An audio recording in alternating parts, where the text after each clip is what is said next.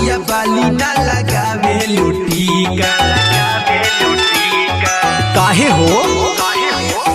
लागत आजकल फेस तुहर फीका लालिया बाली ना लगावे लुटीका का कही जान बड़ा डर लगे इने उने झाकला से गजरा लगावल छोड़ देनी होई पटेल जी के ताकला से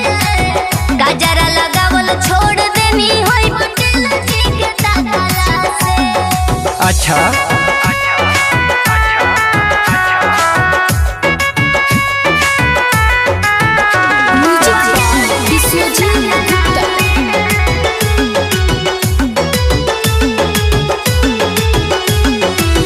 भीरी बोला के उधर से कलाई हो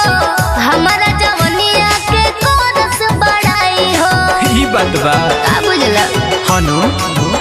खिचे नजरे तोहर समान एक पीस नु बनैले भगवान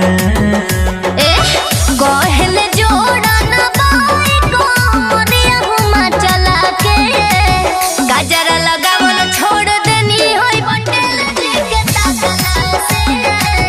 गजरा लगावल छोड़ देनी होई पटेल जी के ताकला से।